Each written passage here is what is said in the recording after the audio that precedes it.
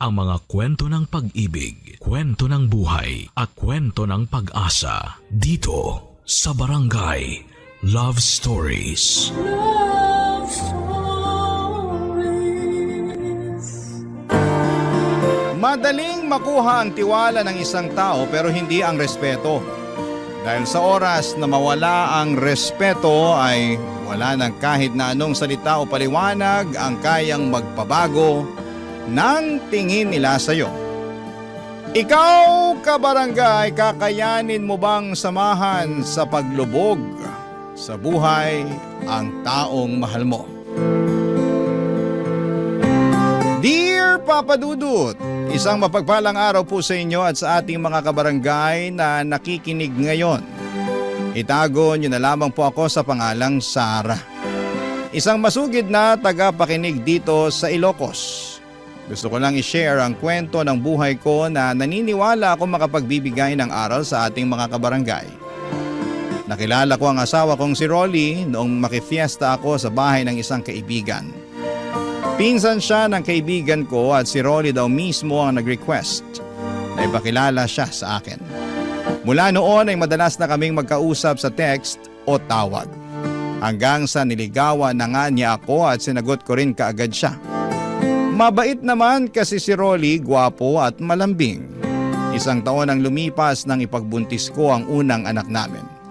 Dahil nasa tamang edad naman kami noon, nagdesisyon na kaming magpakasal kaagad, Papa Dudut.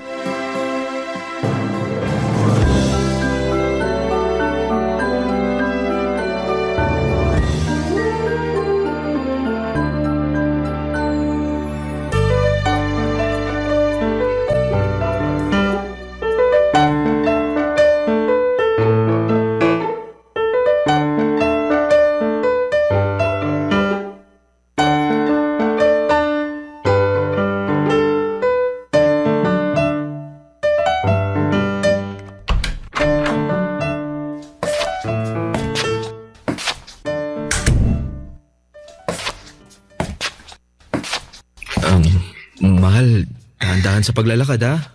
Malapit na tayo sa sofa kaya kumapit ka lang dito sa braso ko.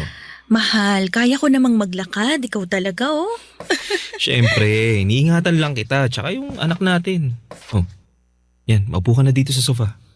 Yan, dahan-dahan lang ha. Grabe, ang bigat na talaga ng tiyan ko ngayon. Kaya nga dapat mas mag-ingat ka sa mga kilos mo.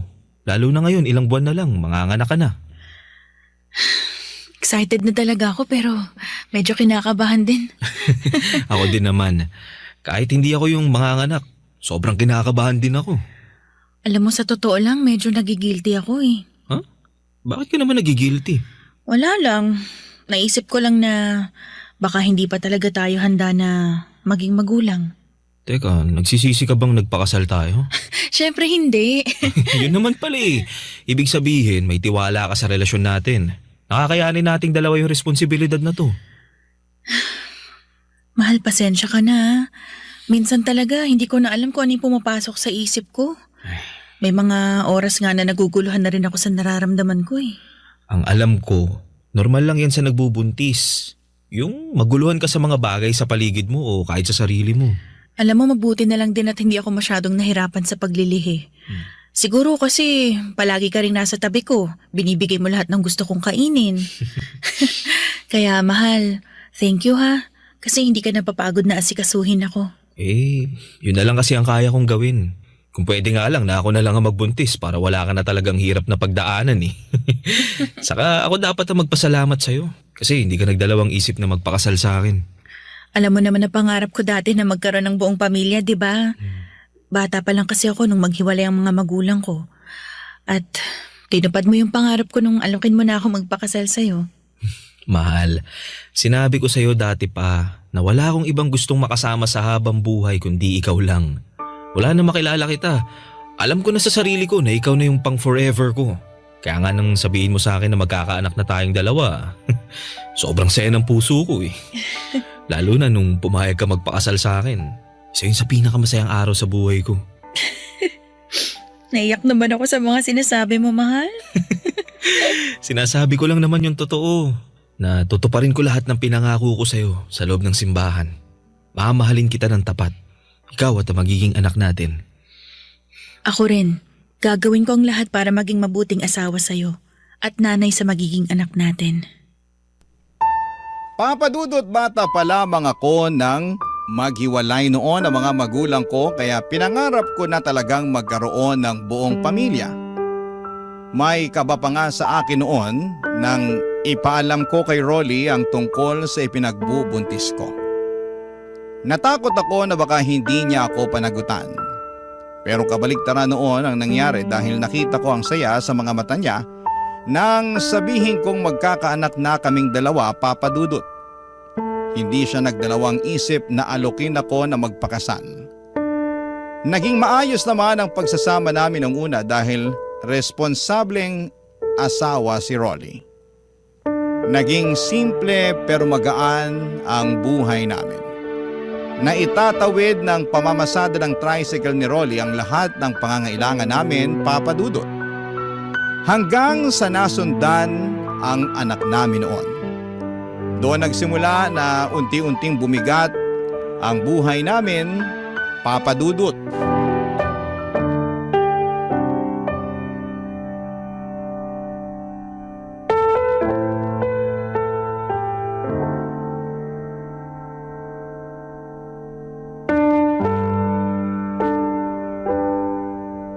Nagugutom ka ba?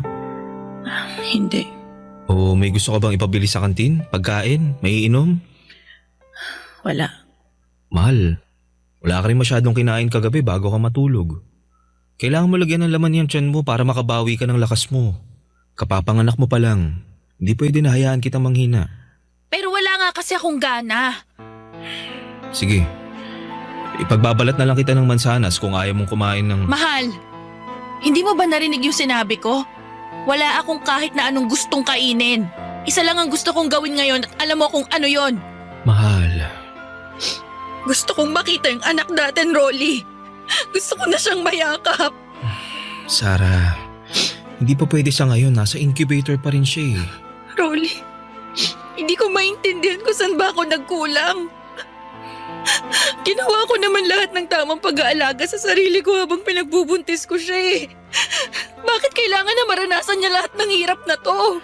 Mahal, Tana. Baka makasama pa sa katawan mo yan. Lalo yung pag-iyak mo ngayon. Magiging maayos din si baby. Ha? Kaya kailangan natin magpakatatag para sa kanya. Pasensya na, mahal. Nagiging mahina na naman ako eh. Ayos lang, mahal. Normal lang kung ano man yung nararamdaman mo ngayon. Basta kailangan lang talaga natin magpakatatag.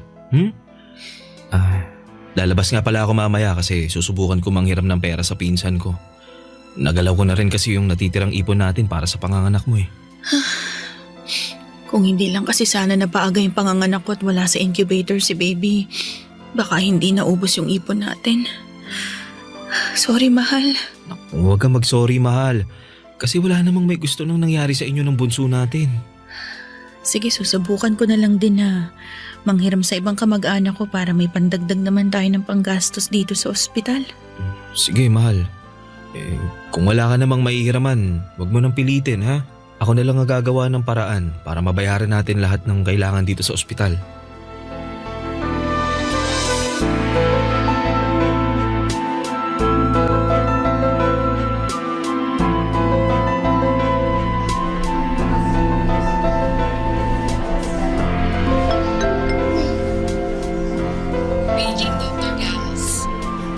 Grabe, Sarah. Kamukhang-kamukha mo talaga ang bunso mo. Ganyan din yung mukha mo habang natutulog ka nung baby ka pa. Talaga po, Tita Lani. Naalala ko nga po na may picture tayong dalawa na karga niyo ko nung baby pa lang ako. Sa anak ng mga pinsan ko, ikaw talaga ang pinakapaborito ko na kargahin noon. Hindi ka kasi malikot saka hindi iyakin. Ay, sana makalabas na sa incubator ang anak mo para makarga na rin natin siya. Yan din po ang palagi naming dasal ni Sarah, Tita Lani. Nako, huwag kayong mag-alala. Mabait ang Diyos at mabuti kayong mga magulang. Kaya sigurado ako na pakikinggan niya ang mga dasal niyo. Naku, Tita Lani, sana nga po. Kasi gusto ko na rin po talagang mayakap yung anak ko eh. Tita, salamat nga po pala dahil pinahiram niyo kami ng pera ni Rolly ha. Para may pambayad kami dito sa ospital. Sara, kanina ka pa nagpapasalamat sa akin. Sabi ko naman sa'yo, hindi ba? Nandito lang ako kapag kailangan nyo ng tulong kasi malaki ang naging utang na loob ko sa nanay mo.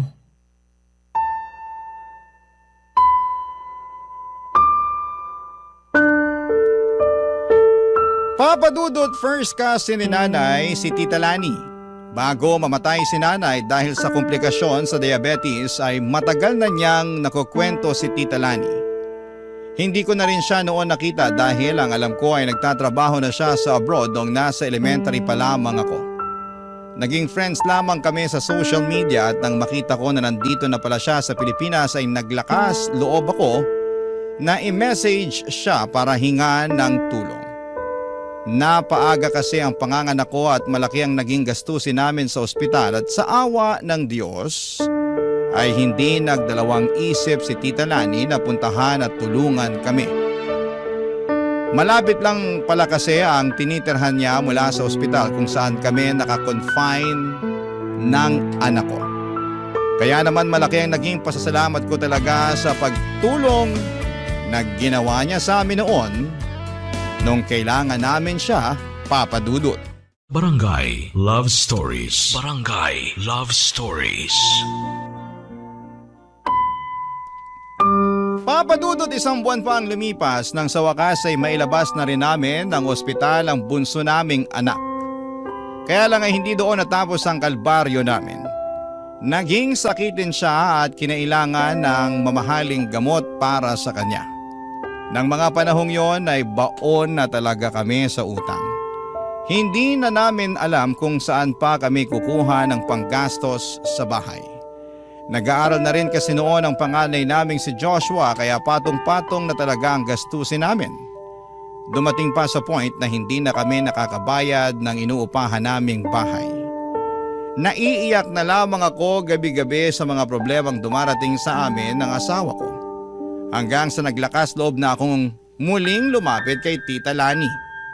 Hindi naman niya ako binigo at inalok pa nga kami na doon na muna tumirapan samantala sa bakanting paupahan niya, Papa Dudut.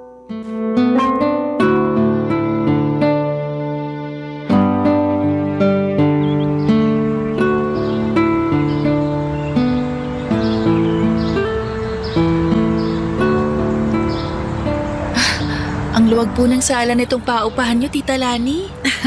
Maluwag ang sala pero medyo maliit ang kwarto at kusina. Naku, pagpasensyahan nyo na lang muna to ha.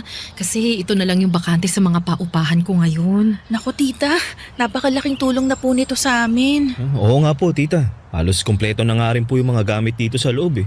May sofa na tapos may malaking aparador pa po sa kwarto. May ikalan na nga rin po na magagamit namin para sa pagluluto eh. Yung huling tumira kasi dito, hindi na kinuha yung mga binili nilang gamit para sa unit na to. Kaya yan, marami pa talaga kayong mapapakinabangan dito. Nakakatuwa nga po kasi wala na kami halos po problemahin sa mga gamit para sa unit na to. Oh, linisin nyo na lang din ng mabuti ha para magamit nyo ng maayos. Medyo maliit nga lang ang unit na to kumpara dun sa ibang pinapaupahan ko. Ito na lang kasi talaga yung bakante kaya ito lang yung pwede kong ipagamit sa inyo ngayon. Naku, Tita, kahit nga po maliit na kwarto lang para sa aming apat, ayos na po yun eh. Ano ka ba? Siyempre gusto ko kasi talaga na maging komportable kayo. Lalo na yung mga bata. Hindi pwedeng hayaan ko na basta na lang sila lumaki sa kung saan. Naku, maswerte nga rin talaga kayo at may bakante akong unit na pwede nyong gamitin. Kaya nga po eh, nagulat talaga kami ni Rolly na bakanting unit po talaga ng paupahan niyo ipapagamit niyo sa amin. Isang buwan na rin naman kasing walang umuupa dito. Tsaka sigurado naman ako na aalagaan yung mabuti ang unit na to. Naku, makakasiguro po talaga kayo kasi pareho kaming masipag ni Sarah sa mga gawaing bahay. Nako, mabuti naman kung ganon. Tita Lani, yung tungkol po pala sa bayad dito sa upa, pwede po bang sa susunod na buwan na lang kami makapagbigay? Nakasangla pa po kasi yung tricycle ni Rolly. Uunahin po sana muna naming bayaran yon para hindi kami ipitin nung pinagsanglaan niya. Kaya nga po kung okay... Sarah, Huwag niyo na munang isipin yung pambayad sa upa para sa buwan na to, ha? Pati na rin yung sa susunod na buwan. Unahin niyo muna ang mga dapat na unahing bayaran. Hindi ko pa naman kailangan ng pera sa ngayon. Talaga ho? Sigurado po kayo, Tita Lani? Oo naman. Kaya nga huwag niyo na munang isipin yon. Alam ko naman na kapag nakaluwag-luwag na kayo, makakapagbayad na rin kayo sa akin. Naku, promise po yan, Tita. Magbabayad po kagad kami. Salamat po talaga sa pagtulong niyo sa amin, ha? Sabi ko naman sa'yo, di ba? Malaki ang utang na loob ko sa nanay mo, Sarah. Hindi man ako nakabawi sa kanya noon. At least, ikaw ang natutulungan ko ngayon. Kung nabubuhay lang po si nanay, malaki rin po ang magiging pasasalamat niya sa inyo. Basta, kung may ibang kailangan pa kayo, huwag kayo mahihiyang magsabi sa akin, ha? Tutulungan ko kayo hanggat kaya ko. Papa Dudut, matandang dalaga si Tita Lani kaya wala siyang ibang kasama sa buhay. Ang kwento niya sa akin ay si nanay ang nagpahiram ng pera sa kanya para makapagtrabaho siya sa abroad. Hindi niya na raw na ibalik ang pera na yon kasi hindi naman daw siya siningil ni nanay. Matagal din siyang nagtrabaho sa abroad at hindi na nakauwi kahit noong mamatay si nanay. Nang makabalik siya sa Pilipinas ay nagpatayo siya ng ilang paupahan at negosyo. Yung bakanteng paupahan niya na may kompletong gamit ang pinagamit niya sa amin ng libre. Nahihiya talaga kami noon ni Rolly pero tinanggap namin lahat ng tulong na binibigay niya. Ang sabi ni Tita Lani kung hindi daw siya pinahiram ni nanay noon ay hindi siya makakapag-abroad at hindi niya maipupundar lahat ng negosyo na meron siya sa ngayon. Kaya gusto niya makabawi kay nanay at ang ginagawa niya na yon ay ang paraan niya sa pamamagitan ng pagtulong niya sa aming mag-asawa, Papa Dudut.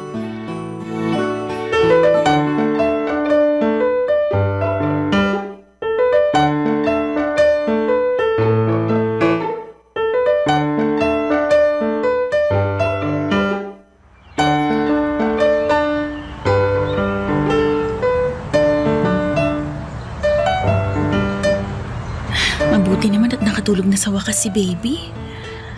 Baka kapag handa na ako ng tanghalian namin ni Rolly bago siya umuwi galing sa pamamasada.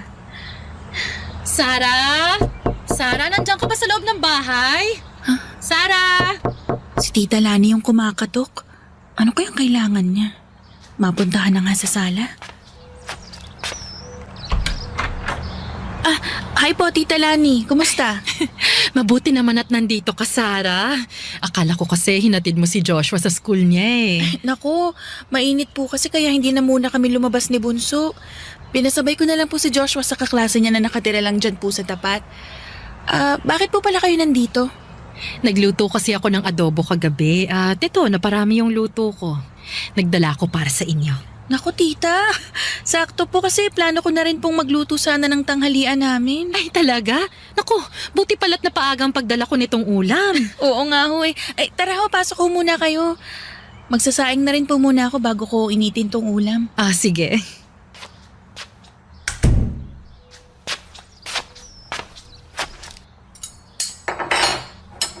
Oh, Sarah, kumusta naman kayo dito sa tinitirhan nyo? Ito ho, maayos naman po kami dito. Malakas ang ulan ng isang araw ah. Wala ba kayong naging problema sa mga tulo mula sa kisame? Wala naman ho, Tita. Maayos naman po yung kisame nitong bahay at wala rin pong kahit na anong tulo kahit na malakas yung ulan. Mabuti naman kung ganon. Siya nga pala, kamusta na nga pala yung bayad nyo para dun sa pinagsanglaan ng tricycle ni Rolly? Nakapagbayad na ho kami dun sa pinsan ni Rolly. Hindi niya na rin kami tinatakot na kukunin niya yung tricycle ng asawa ko. Sara naman kasi. Bakit naman kasi dun pa nangutang si Rolly? Parang nga sama ng ugali nun eh. Alam naman ng pinsan niya na yung tricycle lang na yun ang pinagkukunan nyo ng panggasto sa araw-araw. Tapos tatakutin pa kayo na kukunin yun sa inyo kapag hindi ka agad nakapagbayad ng utang sa kanya. Kaya nga ho sinabi ko kay Rolly na unahin na muna naming bayaran yung pinsan niya eh. Ang laki pa ng interest na kinailangan namin bayaran. Grabe naman talaga ang pinsan na yan. Parang hindi ka mag-anak. Naku, ganun po yata talaga yung nagagawa ng pera, Tita. Sana matuto na si Rolly na lumapit at humingi ng tulong sa tamang tao. Paano kasi kayo rin mag-iinang nadadamay sa gulo na pinapasok niya? Ay nako, sinabi ko na rin po yan sa kanya. Piliin yung mga lalapitan na tao kasi yung iba, sinasamantala rin po talaga yung kahinaan at pangangailangan namin. Ganon na nga, dahil iba na talaga ang panahon ngayon. Ay, aalis na rin pala ako ha, kasi magtatanong pa ako sa kapitbahay kung may kilala silang tubero. Ay, bakit ho tita? Anong ipapaayos nyo? Nababasa kasi ang sahig ng kusina ko. Mukhang tumatagas ang tubig mula sa ilalim ng lababo. Ay, si Rolly ho marunong mag-ayos ng lababo yon. May gamit din po siya para doon. Alam mo tita, ang mabuti pa, papuntahin ko po siya sa bahay nyo pagkatapos niyang magtanghalian mamaya, okay? Papa Dudut, masasabi ko na malaki talaga ang naging tulong ni Tita Lani sa buhay namin noon.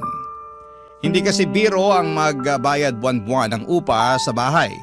Kaya naman yung pagpapatira niya sa amin ng libre sa isa sa mga paupahan niya ang naging daan para unti-unti kaming makabangon ng asawa ko. Nasimulan na naming bayaran yung mga pinagkakautangan namin at hindi na rin kami masyadong nagigipit. Kahit pa mahal ang mga gamot ng bunso namin. Hindi lang kasi yung libreng tirahan ang tinutulong sa amin noon ni Tita Lani. Madalas din siyang nagdadala ng mga pagkain sa bahay namin. Hindi lang po basta ulam ha. Kung hindi, paminsan-minsan ay siya pa mismo ang nag-grocery para sa pamilya ko. Nahihiya na nga ako pero hindi ko naman pwedeng tanggihan ang mga tulong na ibinibigay niya. Sabi nga niya mag-isa na lamang naman daw siya sa buhay.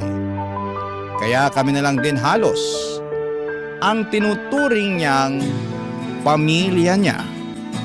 Papa Dudut. Barangay Love Stories. Barangay Love Stories. Papa Dudut, naging malapit na rin ang anak kong si Joshua kay Tita Lani. Madalas din kasi siya nitong bilhan ng laruan. Alam ko kasi na mahilig sa bata si Tita Lani at pangarap niya rin na magkaanak noon. Pero dahil masyado siyang nag-focus sa pagtatrabaho, pagpapaaral sa mga pamangkin at pagpapatayo ng negosyo, ay nawala na siya ng oras para sa sarili niya. At yung mga pamangkin na pinag-aral niya raw noon ay hindi na rin siya nagagawang kumustahin. Kaya naman pinagpapasalamat niya rin na dumating kami sa buhay niya. Kasi naramdaman niya ulit kung paano ang magkaroon ng isang pamilya. Marami nga palang alam sa pagkukumpuni ang asawa kong si Rolly. Dati kasi siyang nagtatrabaho sa isang talyer at kahit pag-aayos ng lababo o iba pang parte ng bahay ay kaya niyang gawin. Kaya naman sa tuwing may kailangang ayusin sa bahay ni Tita Lani ay si Rolly ang madalas na pinapatawag niya Papa Dudut.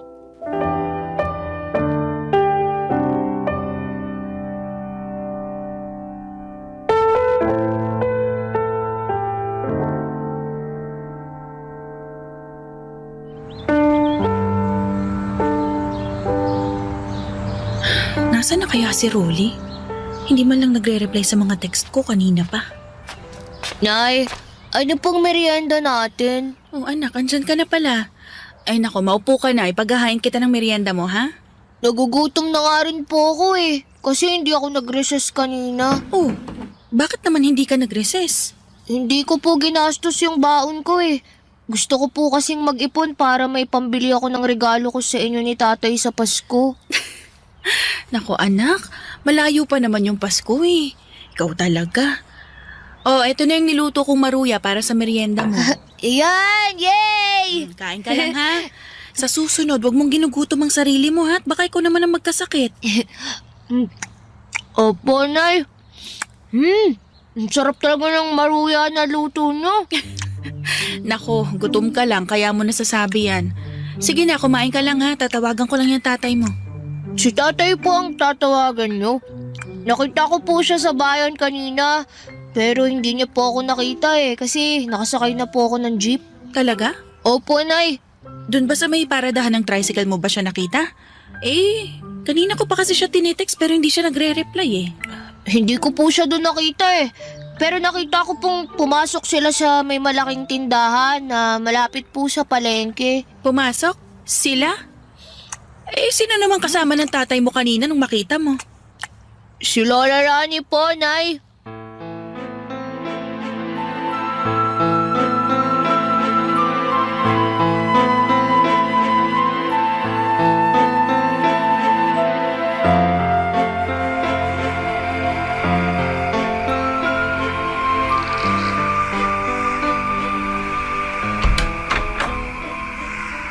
Mabuti naman nakauwi ka na.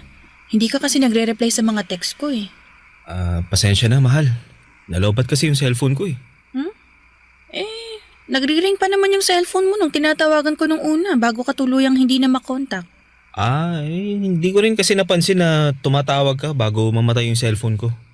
Ganun ba? Siya, pumasok ka na dito para mapaghain kita ng hapunan.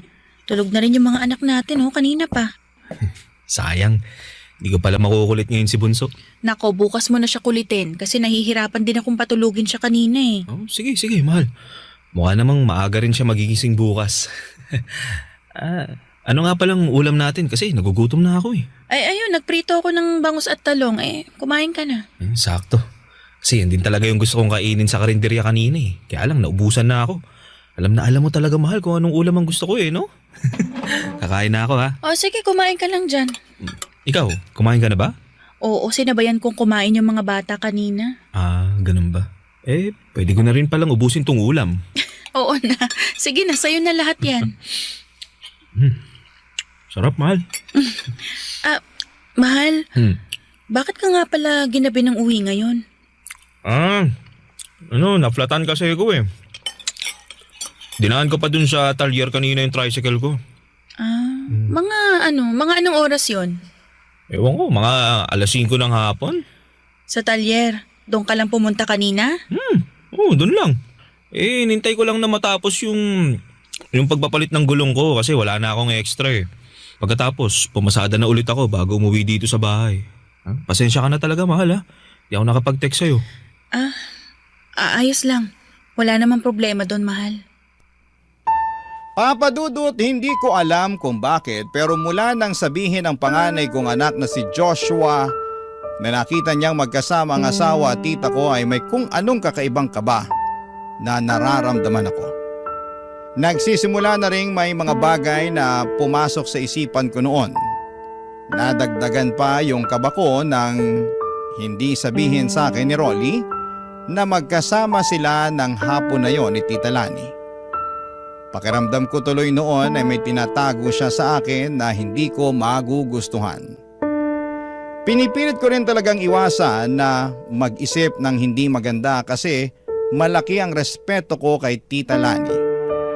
Alam ko rin na malaki ang utang na loob namin sa kanya ng pamilya ko.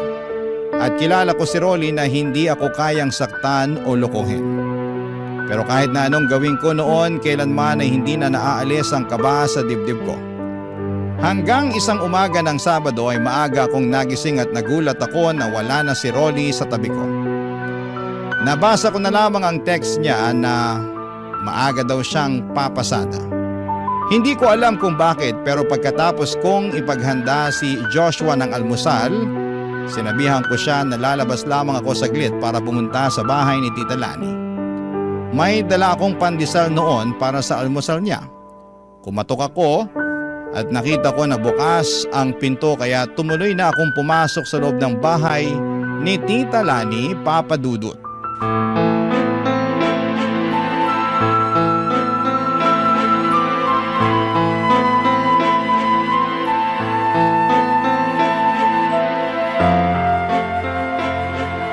Tita Lani, pumasok na po ako kasi bukas po yung pinto ng bahay nyo.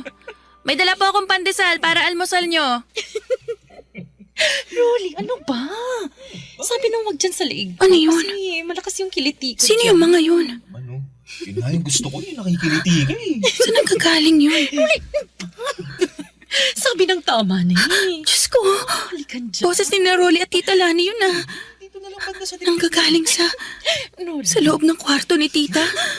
Rolly, tama na nga sabi. Wag sabi dyan. Sige ka, baka hindi ko mapigilan ng sarili ko. Ano naman?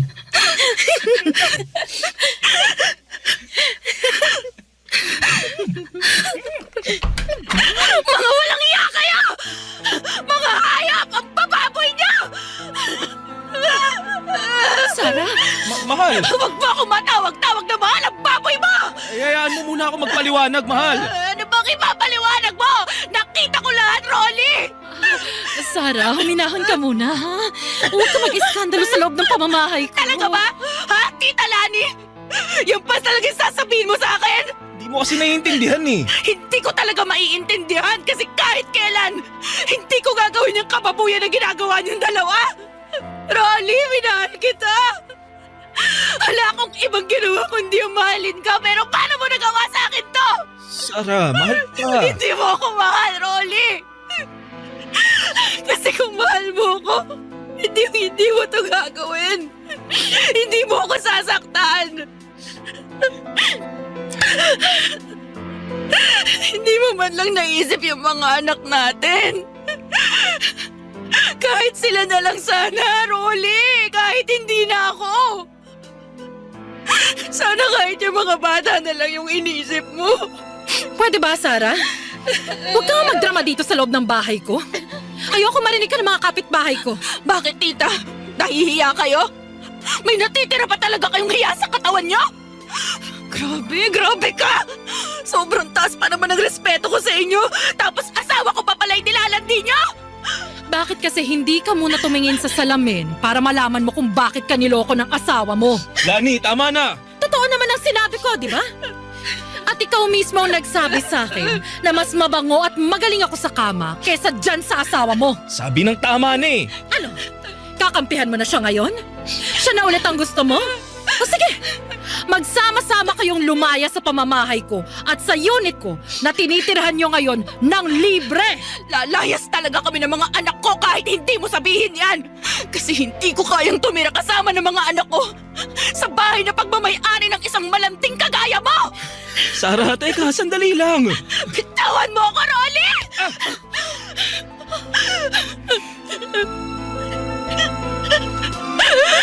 At huwag na huwag mong susubukan na sundan kami ng mga bata. Dahil baka mademanda pa kita. Kayo ng babae mo!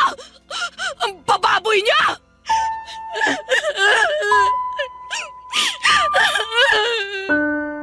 Papa Dudut, hindi talaga ako makapaniwala sa nakita ko noong araw na yon. Kung paanong maglandian sina Rolly at Tita Lani sa loob ng kwarto niya. Pakiramdam ko ay sasabog ang puso ko sa sobrang sakit ng nararamdaman ko. Na parang kulang na lamang ay lamunin ako ng lupa. Sa ilang taon na relasyon namin noon ni Rolly, kahit kailan ay hindi niya ako niloko o sinaktan. Kaya naman sobrang laki talaga ng tiwala ko sa kanya. Sa sobrang laki, hindi ko pinansin ang mga bagay na dapat matagal ko nang binibigyan ng atensyon. Yung pagbabago ni Rolly ng password sa cellphone niya, pag-alis ng maaga, at pag-uwi ng malalim na ang gabi. Pati na ang madalas na pagpunta ni Tita Lani sa asawa ko sa bahay niya para magkumpuni ng kung ano-ano doon. Hindi na lang pala bahay ng tita ko ang kinukumpuni ng asawa ko. Maging ang sirang lababo sa bahay niya kung hindi pati na rin mismo ang may-ari nito. Hindi na ako nagdalawang isip pa na hiwalayan si Rolly, Papa Dudut. Mabuti na lamang at tinulungan ako ng isang pinsan ko sa side ni Papa at pinatuloy muna kami sa bahay nila. Ngayon ay 2 taon na akong single parent at patuloy na kumakayod para sa mga anak ko. Minsan pang sinubukan ni Rolly na makipag-ayos sa akin noon. At kahit pangarap ko talaga ang magkaroon ng buong pamilya, ay hindi ko kayang patawarin ang napakalaking kasalanan niya sa akin. Para lamang maging buo kami, Papa Dudut. Hanggang dito na lamang po ang sulat ko at sana po ay nakapag-iwan ito ng aral sa ating mga kabarangay. Ang inyong kapuso at kabarangay forever, Sarah.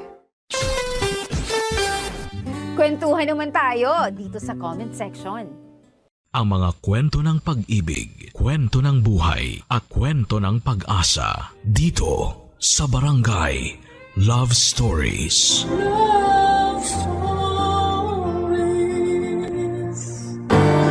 Ang pagkapit sa patalim upang kumita ng pera ay isang malupit at masakit na katotohanan na kinakaharap ng marami sa ating bansa.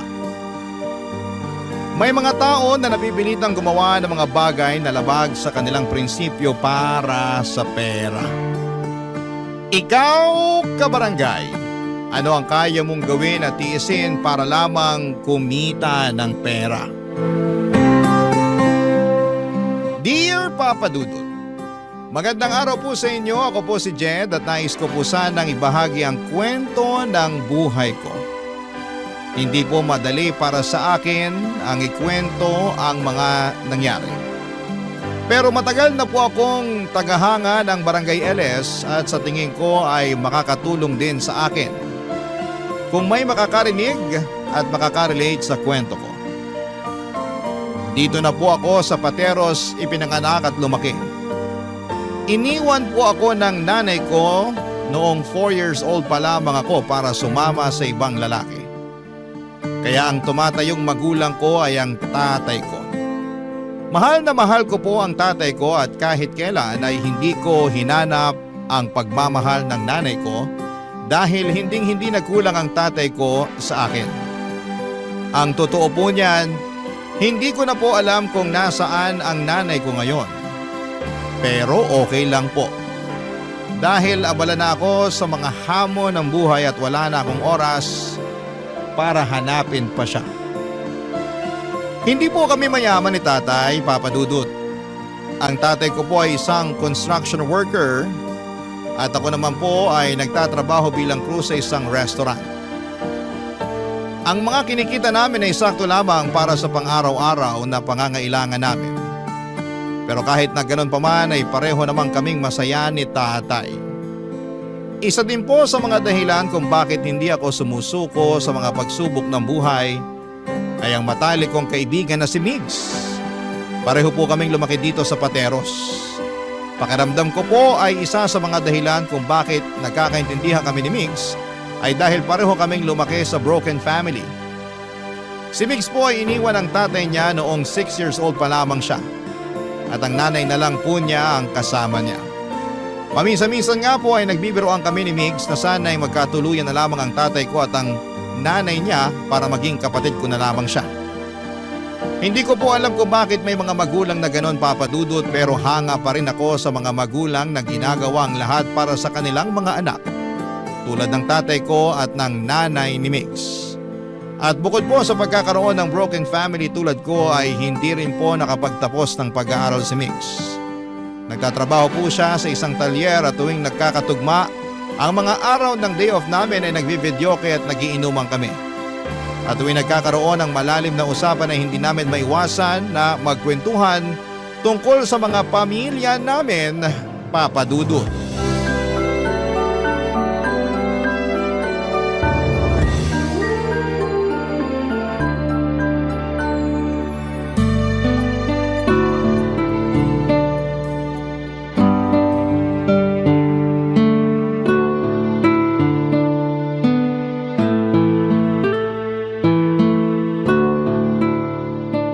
Pakisala nga sa video okay bro. 44914. Hindi ka ba nagsasawa sa kakabidyoke mo? Eh ang pangit ng boses mo eh. Nagmana lang naman ako sa'yo. Ang totoo nga niyan, parang masusuka na nga ako eh. Ang dami ko na rin kasing nainom. Ang hina mo naman. Pero seryoso, mamaya ka na kumanta. Magkwentuhan na muna tayo. Oh, ba't mukhang problemado ka dyan? Naaawa na kasi ko kay nanay eh. Alam mo naman na pinilaki niya ako na mag-isa, di ba? Gusto kong bigyan na maginhawa na buhay yung nanay ko, bro. Pero wala eh. Kulang na kulang yung kinikita ko sa talyer. Uy, ba't ka nagdadrama? Mukhang marami ka na nga nainom. Hindi eh. May sahayop kasi yung tatay ko na yun. Bubuntisin niya si nanay tapos hindi niya naman pala kami kayang panindigan. Wala siyang kwenta. Hayop siya. Ay, ganun din naman yung nanay ko eh. Huwag kang mag-alala, hindi ka nag-iisa. Ang saya siguro nun, no? Yung alin? Magiging magkapatid tayo kung sakali magkatuluyan yung mga magulang natin. Loko, ikaw talaga. Kung ano-ano na lang yung naiisip mo eh. Yung nanay mo ba bro? May bala ka pa bang hanapin yon? Naku, wala na. Mag-overtime na lang ako sa restaurant kaysa hanapin ko pa yun. Sayang lang sa oras. Pero ikaw, kahit nasasaktan ka. Sa tingin ko, sabik na sabik ka pa rin na makita yung tatay mo, no? Tama ba? Siguro. Ewan ko ba? Gusto ko siyang makita pero gusto ko rin siyang sumbatan sa ginawa niyang pangiiwan sa amin ni nanay. May balita ka ba kung nasan yung tatay mo? Wala eh. Pero sigurado ko nasa Pilipinas lang yun. Ang sabi kasi sa akin ni nanay, bobo daw sa English yun. Kaya sigurado kung hindi pa nakakalis ng bansa yun. Grabe ka naman sa tatay mo. Ikaw ba? May balita ka ba kung nasan yung nanay mo? Ang sabi sa akin ni tatay, may pamilya na raw yung nanay ko sa Iloilo. Ang layo naman. Uy, may naisip ako. Ba't di mo kaya hanapin yung nanay mo sa Iloilo? Loko-loko, nandito na sa Maynila yung buhay ko. At isa pa, ano namang magagawa ko dun? Hindi nga ako marunong mag-Ilonggo eh. Nakakatuwa sila pag nag-aaway, no? Para naglalambingan lang. Pero seryoso, gaya nga ng sabi ko, ayoko nang hanapin yung nanay ko. Kung masaya siya sa bago niyang pamilya, edi congratulations. Pero ako, hindi ko pababayaan si tatay. Alam mo kung ano yung pinagpapasalamat ko, bro? Kung tutuusin, pwede sana akong ipamigay ng tatay ko sa mga kamag-anak namin nung sanggol pa lang ako. Pero hindi niya ginawa yun. Pinanindigan niya yung pagiging ama niya sa akin. At yun ang kaulugan ng isang tunay na lalaki. Nako, mukhang magkakasundo nga sila ng nanay ko. Kasi ganun din yung nanay ko eh. Nung iniwan siya ng tatay ko, pinanindigan niya rin yung pagiging nanay niya sa akin. Kakatuwa, no? Ang dami pala nating similarity. Oo, at isa na dun yung talent natin sa pagkanta. Pero seryoso, salamat bro ha. Salamat saan? Kasi sobrang solid ng samahan natin. Nandyan ka parati para damayan ako. Eto pinapangako ko sa'yo bro. Walang makakasira sa samahan natin. I love you bro. Pakis nga. Sapakin kita dyan eh. Ayoko na talaga. Nasusuka na ako eh. Uwi na tayo. Sobrang killjoy naman ito. Tiisin mo na muna yan. Oh, etong pulutan oh. Hindi ko na talaga kaya bro. Uuwi na ako. Ako na magbabayad nitong in-order natin. Hindi na nga pala ako nasusuka. Ano nga ulit yung number mo? Saan ko na dito sa videoke. Yan tayo eh. Huwag kang mag-alala, titiisin ko na lang. At isa pa, hati na rin tayo sa bayad. Ba't ko naman iaasa sa iyo yung bayad? Pareho lang naman tayo na nagtatrabaho. Yun! Papadudod si Migs na talaga yung kasama ko sa lahat ng bagay. Hindi siya yung tipo ng kaibigan na iiwanan ka kapag nahihirapan ka. Siya yung klase ng tao na kahit may pinagdadaanan siya ay hindi kanya pababayaan. At ganon din naman po ako sa kanya, Papadudot. Para ko na siyang kapatid at gagawin ko rin ang lahat para sa kanya. At isa pa ay magkalapit lang din kasi ang bahay namin. Kaya hindi kami nahihirapan kapag kailangan namin ang isa't isa. Ang totoo niyan ay nalulungkot ako para kay Migs kasi hindi siya yung tipo ng tao na nag-o-open up tungkol sa tatay niya. Pero tuwing nagiinuman kami ay bigla na lamang siyang magrarant tungkol sa tatay niya at naiintindihan ko naman siya, Papadudot. Kasi hindi naman nagkakalayo yung kwento ng buhay namin. Parehong tinakasan ng tatay ni Migs at ng nanay ko ang mga responsibilidad nila sa amin. Ang totoo po niyan ay asar na asar ako noong unang malaman ko na nasa Iloilo na pala ang nanay ko kasama ang bago niyang pamilya. Sobrang naiinis ako kasi ang kapal naman ng mukha niya na umasta na parang wala siyang iniwang anak dito sa Maynila. Pero kinaya naming pareho ni tatay na wala ang nanay ko. At sigurado ako na hindi na namin siya kakailanganin kailanman. At ganoon na lang din yung sinabi ko kay Migs na hindi na niya kailangan ng tatay niya kasi nakayanan niya na mabuhay na hindi humihingi ng tulong sa tatay niya. Lumipas nga po ang ilang linggo at wala namang nagbago sa buhay ko. Kayod sa trabaho tapos uuwi para makapagpahinga. Tapos kinabukasan ay magtatrabaho na naman. At ganoon din ang naging sistema ng buhay ni Migs. Hanggang isang araw. Nagbago po ang lahat ng dynamics. Nasa trabaho ako nang mabalitaan kong naaksidente ang tatay ko sa construction site na pinagtatrabahuhan niya. Sobra po akong nataranta ng araw na yon. At ang pinakamasakla pa ay wala akong sapat na ipon para ipagamot siya. Pero wala akong ibang choice kundi ang ipa-admit siya sa ospital. Mawala na po ang lahat sa akin, Papadudot. wag lang po ang tatay ko. Habang tumatagal ay tumataas ang bayarin sa ospital at wala na rin akong kinikita dahil nagpaalam po ako sa amo ko na hindi na muna ako makakapag-duty kasi kailangan kong bantayan si tatay sa ospital. Hindi na rin ako nagparamdam kay Mix kasi ayaw ko na siyang abalahin pa. Oo, kasangga ko siya sa lahat ng laban sa buhay, pero may mga pagkakataon talaga na mas pipiliin ko na lamang na solohin ang problema ko kaysa maging pabigat sa ibang tao. Aaminin ko na ma-pride akong tao at yung ayoko sa lahat ay yung kinakaawaan ako. Pero dumating din yung pagkakataon na hindi ko na talaga kinaya pa. Kaya naman nakapag-decide ako na tawagan si Migs at hilingin sa kanya na dalawin ako sa ospital, Papa Dudut.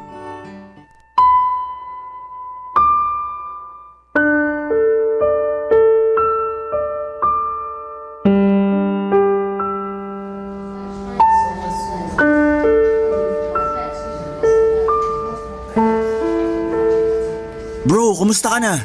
Dito na lang tayo sa labas mag-usap. Nagpapahinga pa kasi si tatay sa loob. Sige. Bro, may papakiusap sana ako sa'yo eh. Bakit? Ano yon? Pwede ba akong makairam ng pera sa'yo kahit konti lang? Pasensya ka na talaga ha. Pero walang-wala kasi ako ngayon eh. Pero promise, babayaran kita kapag nakabalik na ako sa trabaho. Mabuti na nga lang at napakiusapan ko pa yung boss ko na huwag akong tanggalin sa trabaho habang nandito pa ako sa ospital. Sana wag mong masamain tong sasabihin ko sa'yo ha, pero hanapin mo na lang kaya yung nanay mo sa Facebook. Tapos humingi ka na rin kaya ng tulong sa kanya. Matagal na kaming kinalimutan ni Nanay, Migs. Kung ayaw mo akong pairamin, di ba ali na lang? Gagawan ko na lang ng paraan to. Uy, ito naman. Tampo agad. Kung ayaw mo lapitan yung nanay mo, hindi naman kita pipilitin eh. Suggestion lang yun bro, okay? Suggestion lang.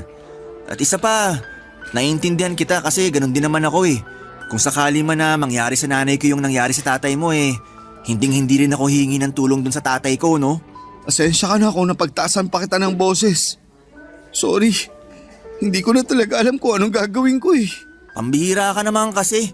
Ba't di ka tumawag ka agad sa akin? Kung hindi pa ako sinabihan ng kapitbahay natin, hindi ko pa malalaman na naaksidente na pala yung tatay mo. Kilala mo naman ako eh. Yung ayoko sa lahat, yung kinakaawaan ako. Pero wala na talaga akong choice kasi tumataas na yung bill ni tatay dito sa ospital. O yan, 10,000 yan. Sa'yo na yan. Seryoso ka? Ang laking pera nito ah. Ibibili ko sana ng mga bagong damit at sapatos yan. Pero di bali na lang, sa'yo na yan. Sige na, tanggapin mo na. Bro, salamat talaga. Pero hindi, babayaran kita. Hulugan ko to. Ang tigas naman ng ulo mo eh. Sinabi ng sa'yo na yan. Alam mo naman na parang kapatid na yung turing ko sa'yo, di ba? The best ka talaga. Hindi ko alam kung anong ginawa ko para magkaroon ng kaibigan na tulad mo. Huwag ka na magdrama dyan. Baka maiyak lang ako sa'yo. Nga pala, saan ka naman nakakuha ng ganito kalaking pera? Nag-overtime ka ba sa talyer? Nako, alam mo naman na barya-barya lang yung kinikita ko sa talyer eh. So saan ka nakakuha ng ganito kalaking halaga? May sideline ka? Baka pwede mo naman akong i-refer oh. Gusto mo ba talagang malaman kung saan ko nakuha yung ganyan kalaking pera? Oo. Halika dito, lumapit ka sa akin. Ibubulong ko sa'yo. May pinupuntahan akong bar pagkatapos ng shift ko sa talyer bro. At maraming silahis na, alam mo na, nagbibigay ng pera kapalit ng good time. Seryoso ka? Kailan mo pa ito ginagawa? Noong nakaraang linggo lang. Pambihira ka bro. Hindi ka ba mapapahamak dyan? Sa hirap ng buhay ngayon, wala akong choice. Mamamatay kami pareho sa gutom ng nanay ko kung yung sahod ko lang sa talyer ang aasahan ko. Pero lilinawin ko lang sa'yo. Walang pilitan to ah. Pwera na lang kung interesado ka. Ayoko. Baka mapahamak lang ako dyan. Mukha ba ako napahamak? Sandali lang, may papakita ako sa'yo. Ito yung bago kong cellphone bro. Pambihira. Patingin nga. Ito yung bagong labas na model ah. Ito yung palagi ko nakikita sa Facebook. 60,000 yung presyo nito. Nako, barya lang yan dun sa katransaksyon ko. Nakita niya kasi na kakarag-karag na yung luma kong cellphone. Kaya ayan, binilhan niya ako ng bago. So ano, aatras ka pa ba? Kung sakaling bigyan ako ng ganito kamahal na cellphone, pwede ko rin to ibenta para may pambayad na ako dito sa ospital. Pero Hindi ko talaga kaya. Di bali na lang. Bro, maniwala ka sa akin. Wala pa yan sa kalahati ng pwede nilang ibigay sa'yo. Basta gagalingan mo lang. Loko ka. Sapakin kita dyan eh. Akala ko ba walang pilitan ha? Sayang lang kasi ang gwapo mong yan. Sigurado ako na hindi ka mahihirapan. Sobra akong nabigla sa mga sinabi sa akin ni Migs, Papa Dudut. Akala ko po kasi ay sa mga teleserye o sa TV lamang nangyayari ang mga ganong klase ng sitwasyon. Yung binabayaran ka ng malaking halaga kapalit ng pagsama sa ibang tao. Pero nangyayari pala talaga siya sa totoong buhay. Sobrang inosente ko po ng mga panahong yon at hindi ko talaga inaasahan na papasukin ni Migs yung ganong klase ng sideline. Aaminin ko noong una ay hinusgahan ko siya, pero habang tumatagal ay na-realize ko naman na wala namang masama doon basta't pareho kayong may kasunduan ng makakatransaksyon mo. Pero ayoko pa rin talaga, Papa Dudut. Kasi hindi ko kayang makipagsiping sa isang tao na hindi ko namang kilala. Akala ko po ay magagawan ko ng paraan yung bill sa ospital ni tatay, pero mas lalo pang lumala ang sitwasyon. Nang isa-isa nang pumunta sa bahay namin yung mga katrabaho ni tatay sa construction. Doon ko po napag-alaman na may utang pala si tatay sa kanila at ngayon ay naniningil na sila ng bayad. Nalaman ko rin po yung perang inuutang ni tatay sa mga katrabaho niya ay ginagamit pala niya sa pagsusugal. Hindi ko po akalain na nagsusugal pala siya at hindi ko po malalaman kung hindi pa dumating yung mga katrabaho niya sa bahay para maningil. Para po ako mababaliw sa dami ng problema ng mga panahong yon. Bumalik po ako sa trabaho ng mga panahong yon at pagkatapos ng shift ko, dumidiretso ako sa ospital para bantayan si tatay.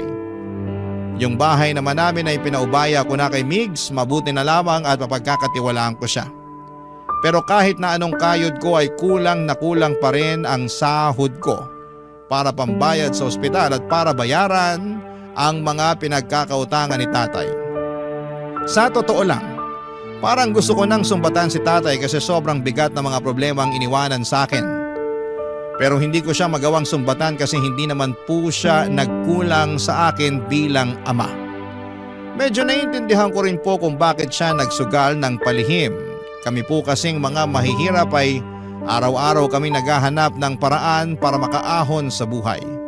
At kahit na anong kayod namin ay parang hindi pa rin namin maabot yung buhay na gusto naming maranasan. Kaya minsan yung iba sa amin umaasa na lamang sa swerte o sa sugal. Barangay Love Stories. Barangay Love Stories. Dumating ang araw na kinailangan ko talagang lunukin ang pride ko, Papa Dudut. Nag-Facebook ako at nag-message sa nanay ko na ngayon ay nakatira na sa Iloilo. Nagbabaka sakali ako na baka matulungan niya ako at mapadalhan ng pera. Kasi hindi ko na talaga kayang pasanin lahat ng responsibilidad na iniwan ni tatay. Gustong gusto ko na talagang mabayaran ng buo yung bill ni tatay sa ospital at pati na rin yung mga inutangan niya. Di bali na pong mahirap basta wala lang utang. Pagkalipas ng ilang araw ay nakatanggap ako ng message mula sa nanay ko. Pero imbis na gumaan ang loob ko, Papa Dudut, ay mas lalo lamang itong bumigat. Ipinagduldulan niya lang sa akin na masaya na siya sa buhay niya ngayon kasama ang bago niyang pamilya. At ayaw na raw niya akong makausap. Galit na galit po ako noong araw na yon. At hindi ko na napigilan ang sarili ko na umiyak. Hindi nagparamdam ang nanay ko sa akin ng ilang taon at ni minsan ay hindi kami humingi ng tulong sa kanya. Pero nagawa niya pa ring ipamukha na parang wala akong kwentang anak at noong araw na yon ay isinumpa ko na hindi ko nakakausapin ang nanay ko at pati na rin yung mga taong may kinalaman sa kanya. At noong araw na yon ay doon ko na napag-isipan na siguro ay eto na yung senyales ko para tanggapin ang inaalok ni Migs. Nadala ako sa bugso ng damdamin kasi naisip ko noon na wala nang mas nakakahiya pa kesa sa tanggihan at kamuhian ako ng sarili kong ina. Kaya naman nilubos-lubos ko na yung pagluno ko ng pride ko, Papa Dudut. Pumunta po ako sa bahay ni Migs at doon ko na ikinuwento sa kanya ang desisyon ko na tanggapin ang alok niya. Dito ko na naisip na baka eto na rin ang sagot sa lahat ng problema ko, Papa Dudut.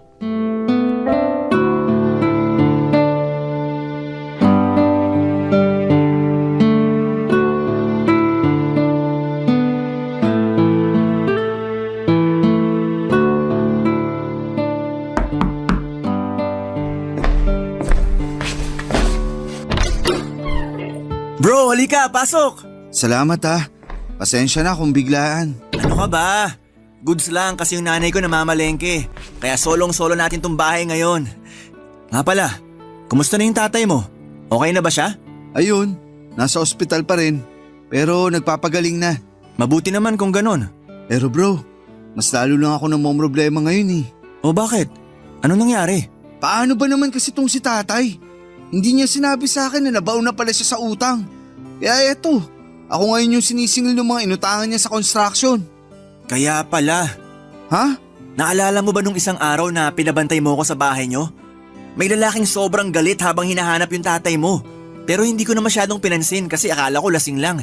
Pasensya ka na talaga kung pati ikaw nadadami na sa problemang ginawa ng tatay ko. Wala yun. Umalis din naman kaagad yung taong yun eh. Natakot ata kasi pinagtitinginan na siya ng mga kapitbahay nyo habang nagsisisigaw siya sa labas ng bahay nyo. So, ano nang balak mo ngayon? Kailangan ko na talagang mabayaran yung bill sa ospital at yung mga pinagkakautangan ni tatay sa lalong madaling panahon. Para matapos na tong problema ko. Ilang gabi na rin kasi akong hindi nakakatulog ng dahil lang dito. Bro, pasensya ka na ha. Pero wala akong maibibigay sa'yo ngayon eh. Yung natitirang pera ko kasi, naibigay ko na kay nanay. Wala akong balak mangutang o mangingi sa'yo ng pera. Ha? Tinatanggap ko na yung inaalok mo sa akin nung nakaraan. Jed, ikaw ba talaga yan? Sino ka? Anong ginawa mo sa kaibigan ko ha? Hindi ako nakikipaglokohan sa'yo. Seryoso nga. So anong nakain mo at nagbago yung isip mo? Tinanggap ko yung advice mo nung nakaraan. Nagchat ako sa walang kwenta kong nanay. Ops, sandali lang. Oh, bakit?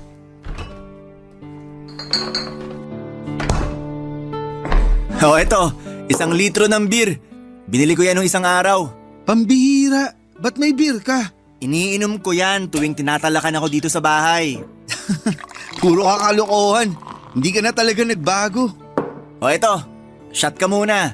Salamat. Sarap. Sige lang, magkwento ka lang dyan. Ayun na nga.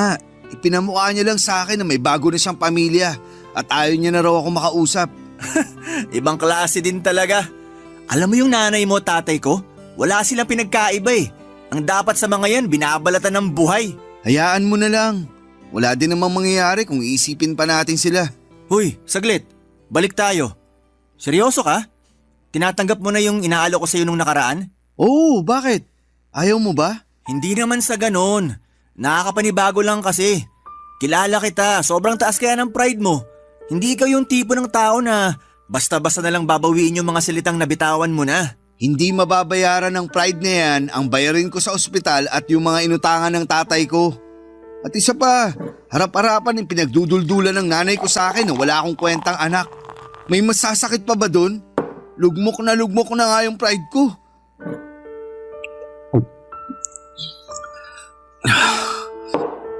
Pa nga isa, ulang to. Huy, dahan-dahan. Baka malasing ka kagad niyan. Gusto ko makalimot, babayaan mo ako. Pero wag kang mag-alala bro. Kasi sa susunod, imported na wine na yung iinumin natin. Konting lambing ko lang dun, magbibigay na kaagad yun. Ganun kadali? Wala ka bang bilib sa akin? Alam mo ikaw, dapat bawas-bawasan mo na yung pagkamahiyain mo. Kung gusto mo makuha ang lahat ng gusto mo, dapat kapalan mo na yung mukha mo. Dapat sagarin mo na. Ano ulit yung sasagarin? Sira!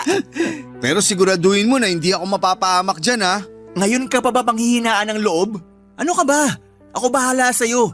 Ituturo ko sa'yo lahat ng kailangan mong malaman.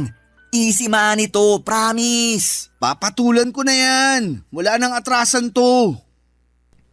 Nang gabing yon ay dinala ako ni Mig sa bar na madalas niyang tambayan. Sobra akong kinabahan kasi bagong mundo ang tatahakin ko, Papa Dudut. Aaminin ko na gustong gusto ko nang kumalas noon pero tuwing naiisip ko ang mga problema ko sa pera, nawawala rin yung kaba ko. Mabuti na lang talaga at nandun si Mix para tulungan ako. Pero hindi rin nagtagal si Mig sa bar kasi may lalaking nag-book ng hotel at mukhang sobrang interesado sa kanya.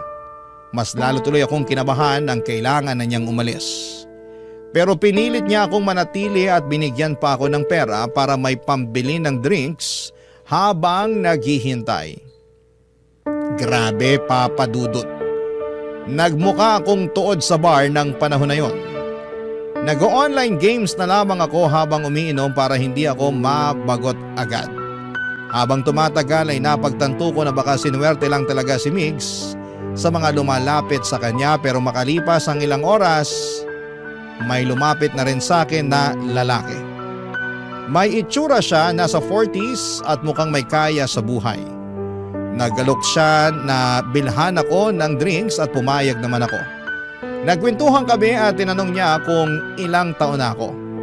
Saan ako nakatira, may mga simpleng tanong lamang. Pero habang tumatagal ay mas lumalalim na yung mga tanong niya. Nagsimula siyang magtanong tungkol sa mga personal na bagay at hindi nagtagal ay dinala na niya ako sa kotse niya. Nag-drive siya at nag-park kami sa isang liblib na lugar. At doon na may nangyari sa amin. Kitang-kita ko na nagustuhan niya yung ginawa ko sa kanya at bilang pasasalamat ay binigyan niya ako ng 5,000 pesos. Kinuha rin niya yung number ko. Grabe, Papa Dudut. Sa trabaho ko sa restaurant ay baka nga hindi ko pa makuha yung 5,000 sa isang linggo. Tapos nung gabing yon ay hindi pa umaabot ng 5 oras ay naka 5,000 na ako. Lumipas ang ilang linggo at nagpatuloy yung arrangement namin. At lumaki na rin nang lumaki yung pera na natatanggap ko sa kanya. Nang ikinuwento ko sa kanya ang kalagayan ng tatay ko ay hindi siya nagdalawang isip na bigyan pa ako ng pera. At doon na nga mas gumaan ang buhay ko.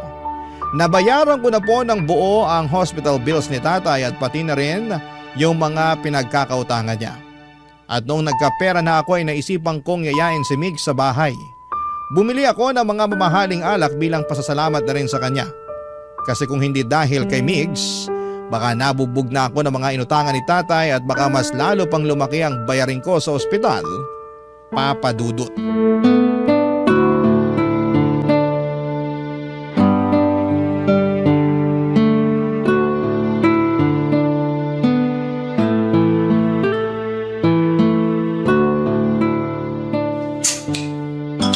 Aba, mukhang big time ka na ngayon ah. Siyempre naman.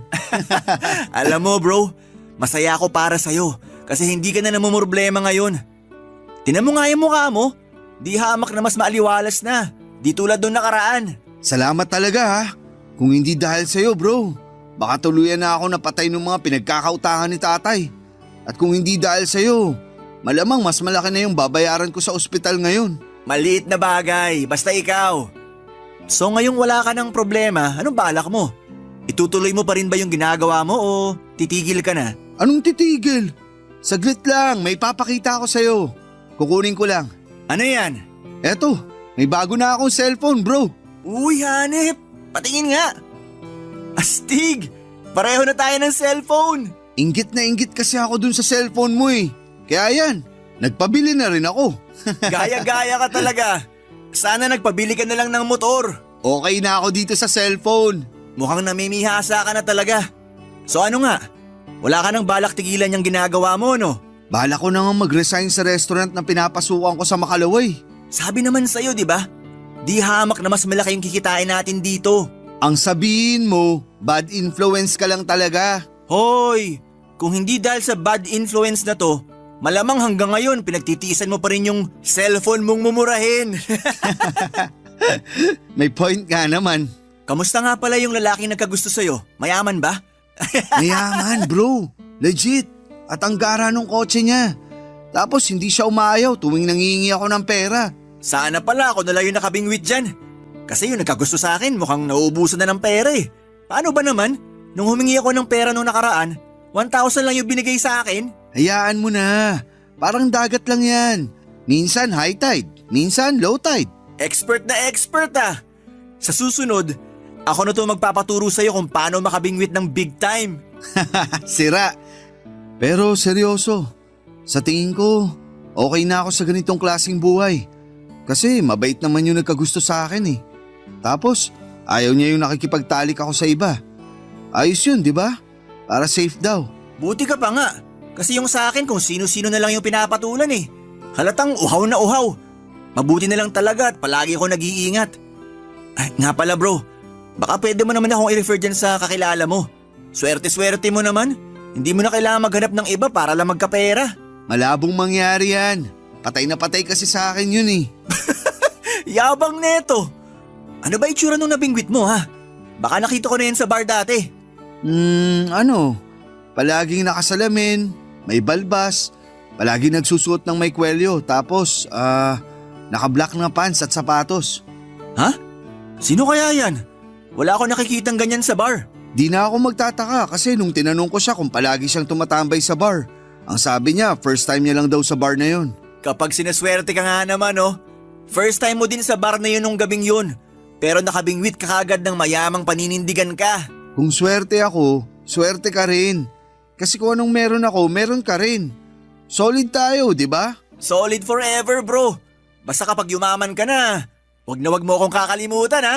Bro, nung mga panahong walang-wala ako, nung mga panahong nalulungkot ako sa pagkawala ni nanay, at nung mga panahong lugmok na lugmok ako sa problema, ikaw yung laging nandyan para sa akin. Siyempre, hindi kita makakalimutan. Thank you bro. Love you. Nga pala, bago ko makalimutan, may binili nga pala ako para sa'yo. Ano na naman yan? Eto, bumili nga pala ako ng mamahaling casing para sa cellphone natin. Dalawa yan, isa sa'yo at isa sa akin. Uy, mukhang mamahalin nga. Thank you bro. The best ka talaga. Sandali lang, meron pa nga akong ano dito eh. O ayan, power bank. Para din sa akin to? Hindi, gusto ko lang ipagyabang.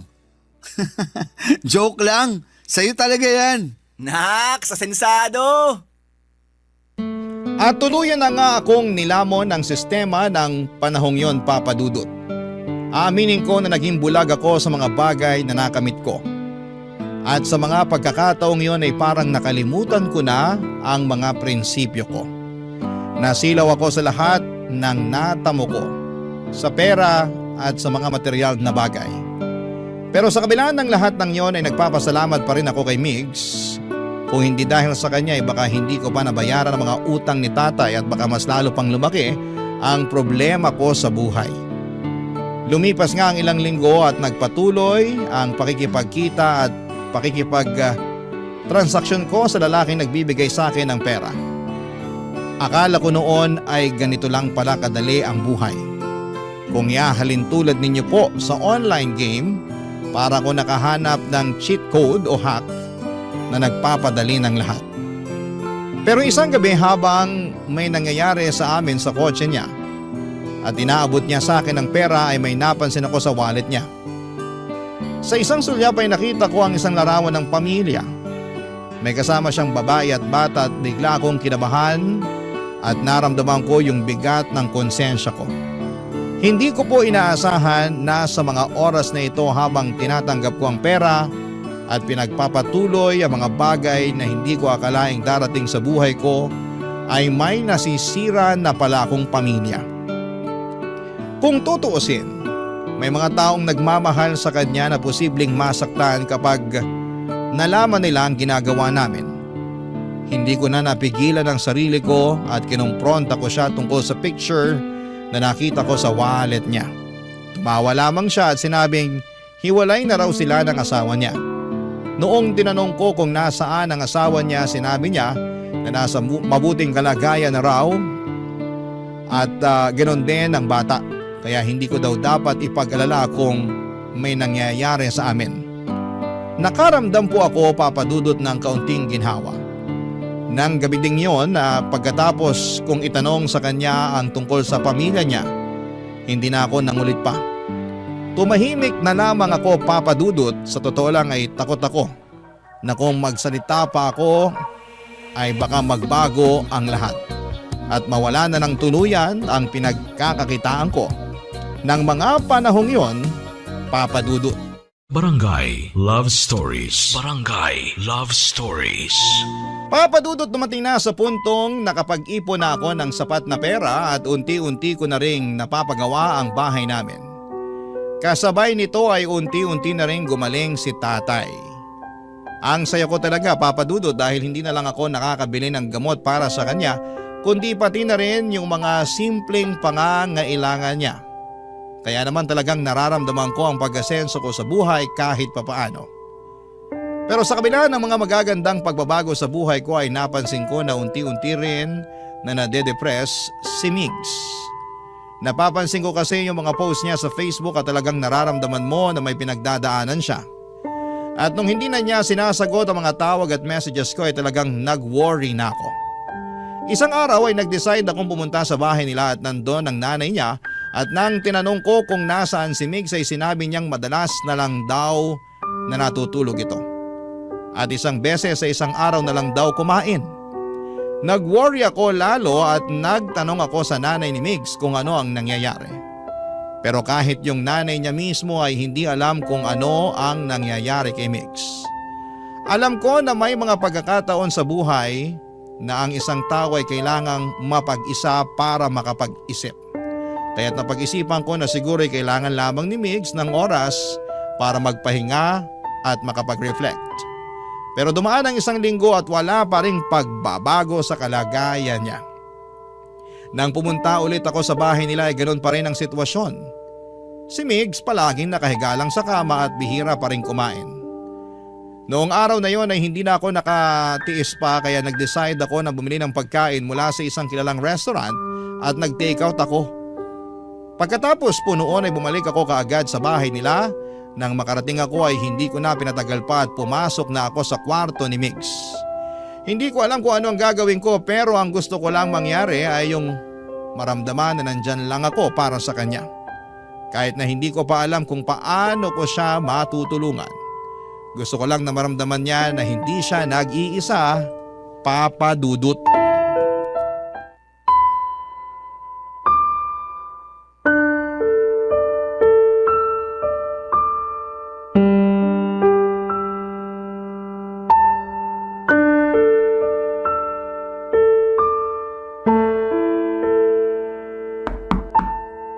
Bukas yan. Bro, may dala akong pagkain. Bumili ako ng lechon manok. Alam kong paborito mo yan. Oh, eto. Ilalapag ko na dito sa mesa ha. Sige na, kumain ka na. Wala akong gana. Ano ba kasing nangyayari sa'yo ha? Nung nakaraang linggo pa ako chat ng chat at tawag ng tawag sa'yo pero ni minsan hindi mo ako sinagot. Pati yung nanay mo wala na rin alam sa mga nangyayari sa'yo. Pabayaan mo na muna ako. Gusto ko mapag-isa. Bro, alam mo naman na nandito lang ako parati para sa'yo, di ba? Sige na, kung ano man yung bigat na dinadala mo, sabihin mo na sa akin. Makikinig ako. Ano bang hindi mo maintindihan sa gusto ko mapag-isa ha? Ang kulit mo rin eh. Sige, sumigaw ka pa. Huwag mo hayaan na lamunin ka ng depression mo. Ilabas mo yan. Gusto mo talagang malaman yung problema ko ha? Galit na galit ako sa tatay ko. Nag-message ako sa kanya sa Facebook nung nakaraang linggo at tinawagan niya ako. Pero ang sabi niya sa akin, wag ko na daw siyang gambalain kasi masaya na daw siya sa buhay niya. Alam ko naman na nandyan si nanay para sa akin pero kasi ang sakit-sakit eh. Ang sakit-sakit nung dinutulak kang papalayo ng sarili mong tatay.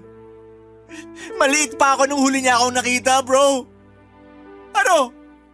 Hindi man lang ba siya na-curious kung kumusta na yung anak niya? Hindi man lang ba sumagi sa isip niya na may anak na nangungulila sa pagmamahal niya? Bro, tahan na. Naiintindihan kita kasi pinagdaanan ko rin yan sa nanay ko. Pero kinaya naman natin na wala sila, di ba? Yun na nga eh. Wala silang ambag sa mga buhay natin. Pero bakit nangungulila pa rin ako sa pagmamahal ng isang ama? Kung alam ko lang na masasaktan ako ng ganito, sana pala hindi na lang ako nag-message sa kanya sa Facebook. Eh, ikaw naman kasi. Dapat simulat sa pool pa lang, nilabas mo na yung kinikimkim mong sama ng loob sa tatay mo para hindi ka na nasasaktan ng ganito. Puwisit naman kasi na buhay to eh. Ang kapal din naman ang mukha niya para ipamukha sa akin na wala akong kwentang anak. Eh kung tutuusin, siya tong walang kwentang tatay. Gusto mo ipabarang natin yung tatay mo? Naniniwala ka doon? Hindi natin malalaman kung hindi natin susubukan, di ba? Isasabay ko na rin yung nanay kong walang kwenta. Malay mo, baka bigyan pa tayo ng discount ng mambabarang. Si Raulo. Pero, thank you bro ah. Napagaan mo yung pakiramdam ko. Dapat hindi lechon manok yung dinala ko eh. Dapat alak. Pass na muna ako dyan. Nakainom na ako kagabi. Sumasakit pa nga tong ulo ko. Ibang klase. Ba't di mo ako niyaya? Para ka namang others eh. Pasensya ka na. Gusto ko lang talaga mapag-isa ng mga oras na yun eh. Naiintindihan ko naman. Pero, wag mo na akong tatakutin ng ganun ha. Sana man lang nag-message ka para man lang at least alam ko na buhay ka pa pala. Oo na, sorry na talaga. Uy, ba't mukhang gigil na gigil ka? Bakit? Sino ba yung tumatawag ha? Eh sino pa ba? Kung hindi yung tatay ko na walang kwenta. Sagutin mo na lang kaya para hindi ka na nagkakaganyan. Ano ako, sira? Pagkatapos niyang sabihin sa akin na wag ko na raw siyang gambalain kasi mas masaya na siya na wala ako. Na hindi ko nga alam kung bakit pa tumatawag yung mokong na yan eh. Baka naman hihingi ng tawad sa'yo. Sagutin mo na kasi. Gusto mo sagutin ko? Saglit, kunin ko lang. Uy, O, ayan. gagi! Ba't mo naman hinagis yung cellphone? Ang mahal nun eh. Bahala siya sa buhay niya. Mabulok na sana siya sa impyerno. Jijingle ako. Diyan ka lang. Sira ulong yun. Pagdiskitaan ba naman yung cellphone? Sayang naman. Kunin ko na nga lang. Nagasgasan pa ata yung case na binigay ko sa kanya. Sandali lang. Mukhang pamilyar sa akin tong mukha na to ah. Hoy! Ba't hawak-hawak mo yung cellphone ko? Akin na nga yan. Wag na wag mong sasagutin yan kung hindi tatamaan ka sa akin. Tatay mo yung tumatawag sa'yo? Kakasabi ko lang, di ba? Pambihira. Kanina pa ring ng ring to ah. Utang na loob, kanina pa ako naririndi dito. Ayan. Dapat binlock ko na to eh. Bro, sana wag mong masamain tong sasabihin ko sa'yo ha. Pero mukhang mabait na tao naman yung tatay mo eh. Hulaan ko. Nakita mo yung profile picture niya nung tumatawag siya, no? Sus, wag ka magpapauto. Mukha lang siyang mabait, pero yung ugali niyan, mas masaol pa sa hayop. Pakiramdam ko nga nasuntok ko na yun kung sinabi niya yung mga sinabi niya sa akin sa harapan ko mismo. Ay, kumain na lang tayo. Lalamig na tong lechon manok. Sige. Sobra akong nagulat papadudot nang makita ko yung profile picture ng tumatawag kay Migs. Yung tatay ni Migs at yung lalaki na nagbibigay sa akin ng pera ay iisa lang pala. Alam kong marami sa mga kabarangay natin na magagalit sa sasabihin ko pero pinili kong itago kay Migs na tatay niya pala ang katransaksyon ko. Kasi natakot ako na baka mawalan ako ng pera. Aaminin ko na malaking tulong yung pera na ibinibigay niya sa akin at kung sakali mang magkagulo ay sigurado ako na sa kangkungan ako pupulutin. Lalo na't wala pa akong trabaho. Habang tumatagal ay mas lalong bumigat ang konsensya at naiilang ako sa pakiramdam. Kasi tatay mismo ng best friend ko ang pinatulan ko. Doon ko rin napagtanto na yung family picture na nakita ko sa wallet niya ay baby picture pala ni Migs. Siguro ay marami sa inyo ang hindi maniniwala pero hindi ko talaga nakilala yung nanay ni Migs sa litrato kasi ang layo ng itsura niya noon kung ikukumpara mo sa ngayon. Parang ibang tao na siya ngayon kumpara doon sa nasa family picture. Habang patuloy kami sa pagkikita ng tatay ni Migs ay pasimple ko siyang tinatanong tungkol kay Migs.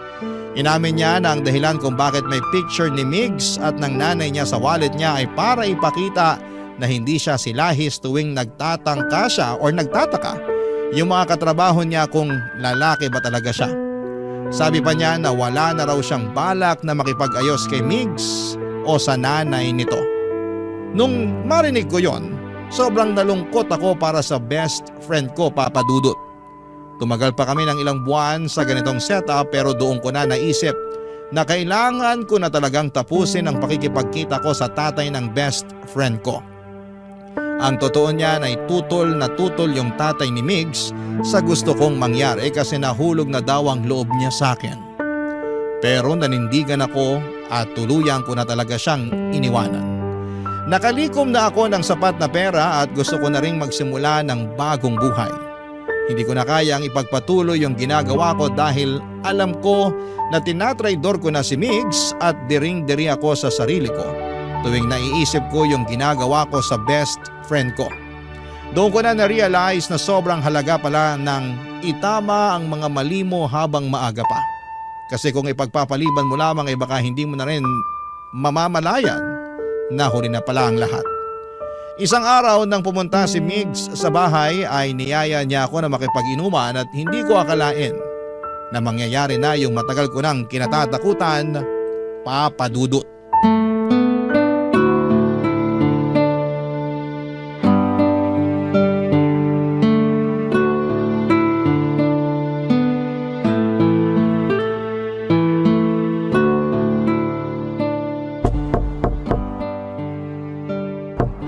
Andyan na! Sandali lang! Surprise! Oh, ano naman yung dala-dala mo? Ano pa ba? Eh di alak. Lika, shot tayo. Shh! Natutulog na si tatay sa loob. Dito na lang tayo sa labas ng bahay. Ganun ba? Sige. Himala! Dati, ikaw tong napakababa ng tolerance sa alak. Tapos ngayon, nag-aaya ka makipag-inuman? Anong nakain mo? May rason tayo para mag-celebrate ngayon, bro. Ano naman yun? Nakadilihensya na naman ako. 15 kyaw, bro. 15 kyaw. Ibang klase ka talaga. Kinupitan mo siguro yung tao, no? Grabe ka naman sa akin. Oh, eto. Sa'yo to. Inumin mo na.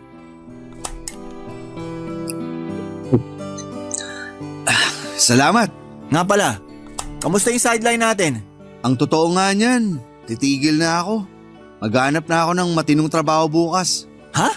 Bakit? Sayang naman. Mukhang mapera pa naman yung nagkagusto sa'yo. Ayoko na, bro. Kung tutusin, yung mga utang ni tatay at pampa-ospital niya lang naman yung dahilan kung bakit ko pinasok ang ganitong klaseng trabaho. Pero ngayon na wala na akong problema, siguro oras na para magbagong buhay ako. Naks! Linis-linisan na. Kung sa ganon, sa akin na lang yung sugar papa mo. May picture ka ba nun? Pakita mo naman sa akin para malaman ko kung mandidiri ako o hindi. Ano? Wag na, hayaan mo na yun. Damot talaga na ito. Uminom ka na lang. Sarap! Uy, hindi mo ba sasagutin yan? Hindi na. Nga pala, nag-resign na ako sa talyer. Oh? Ba't mo naman ginawa yun? Hindi din naman kasi malaki yung kinikita ko dun eh. Tas isa pa, ang sungit-sungit ng boss namin dun.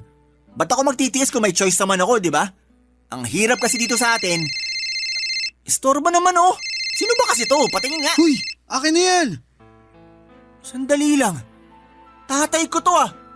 Ba't kausap mo yung tatay ko ah? Bro, magpapaliwanag ako. Yung tatay ko ba yung nagbibigay ng pera sa'yo ha? Magsalita ka! Kung hindi babasagin ko tong cellphone mo! Oo, pero tinapos ko na yung ugnayan ko sa kanya. Bro, maniwala ka. Hindi ko alam na tatay mo na pala yung katransaksyon ko. Ito ko lang nalaman nung pumunta ako sa bahay mo. Matagal mo na palang alam pero nilihim mo pa rin sa akin to. Ang lakas din ng loob mo bro. Pinagkatiwalaan kita. Tinrato kita ng parang kapatid. Tapos ganito yung gagawin mo sa akin? Kaya ako nga tinatama yung mga pagkakamali ko, di ba? Sana wag mo naman akong husgahan. Bro, di ba solid tayo? Intindihin mo naman sana ako. Oh, ayan na cellphone mo. Aalis na ako. Kung magtatagal pa ako dito, baka mapatay lang kita. Mick, sandali lang. Ako na nga tinatapos yung ugnayan sa tatay mo, di ba? Kasi unti-unti na ako nilalamon ng konsensya ko. Lalong-lalo na nung nalaman ko na anak ka pala niya. Kinuwento ko ang lahat-lahat sa'yo. Kung paano niya ako tinaboy. Tapos tatraidorin mo lang pala ako. Anong klaseng kaibigan ka ha? Kinailangan ko lang ng pera. Sino ba sa atin yung hindi nakakailangan ng pera ha? Kaya nga natin pinasok tong mundo na to eh. Kasi salat na salat tayo sa buhay. Pero yung hindi ko matanggap-tanggap ay yung paano mo nagawang tiisin yung pakikipagsiping sa tatay ko. Habang nagpapanggap ka na wala kang alam sa harapan mismo ng sarili niyang anak. Migs, simula pagkabata pa lang, magkaibigan na tayo. Kilala mo ako. Alam mo mismo sa sarili mo na hindi ako ganitong klaseng tao. Huli na ang lahat. Kung sinabi mo sa akin na mas maaga to, siguro napatawad pa kita. Pero hindi eh. Nagpakasaya ka sa piling ng sarili kong tatay. Napaka-ahas mong kaibigan. Kunwari ka pa nag-aalala ka sa akin. Pag-usapan naman natin ng maayos to. Ayaw mo talaga akong layuan, ha? Layuan mo ako! Kung hindi, mas malala pa dyan ang aabutin mo sa akin! Papa Dudut, ang dami ko pong tinamong galos noong araw na yon. Pati yung tatay ko ay nag-alala sa akin. Pero nagsinungaling ako at sinabi ko sa kanya na napagtripan lamang ako sa may kanto. Pero kahit na ang dami kong galos ay hindi ko pa rin makuhang magalit kay Migs kasi tama naman ang mga sinabi niya. Kasalanan ko rin kung bakit hindi ko siya sinabihan ng mas maaga tungkol sa mga nalaman ko. Sinubukan ko pong puntahan si Migs sa bahay nila pero hindi na niya ako kinausap. Ang nanay na lamang niya ang humaharap sa akin pero mukhang walang alam ang nanay ni Migs ng mga panahon na yon. At nakita ko rin na blinak ako ni Migs sa Facebook. Mukhang pinutol na nga talaga ni Migs ang ugnayan naming dalawa. Ang totoo po niya ay sobra akong nanghihinayang kasi para ko na siyang kapatid. At kung maibabalik ko lamang ang panahon, sana'y hindi ko na lamang ginawa yung mga nagawa ko. Madaling kitain ang pera. Pero ang pagmamahal ng isang tunay na kaibigan ay mahirap hanapin. Kaya sa mga kabarangay natin dyan, kung may mahal kayo sa buhay, wag na wag kayong magsasawang iparamdam sa kanila na importante sila sa inyo at wag na wag nyo silang paglilihiman kung ayaw ninyong mangyari sa inyo yung nangyari sa akin. Sa ngayon po, Papa Dudut, ay nakahanap na ako ng trabaho bilang clerk sa isang kilalang convenience store at wala na rin akong balita kay Mix. Pero tuwing napapadaan ako sa bahay nila ay napapansin ko na palaging walang tao doon. Ang totoo niyan ay sobra akong na-curious kung ano nga ba ang kalagayan ni Migs at ng nanay niya pero mukhang hindi ko na talaga makukuha ang sagot sa mga katanungan kong yon. Kung sakali man po na may mga bagong kaganapan sa buhay ko ay makakaasa po kayo, Papa Dudut, na magpapadala ulit ako ng sulat sa inyo. Maraming salamat po sa pagbibigay sa akin ng opportunity para may kwento ko sa inyo ang isa sa mga pinakamasaklap na bahagi ng buhay ko. Ang inyong forever kapuso at kabarangay, Jed. Ano ang masasabi mo sa ating Barangay Love Stories today? Aabangan namin yan sa aming comment section.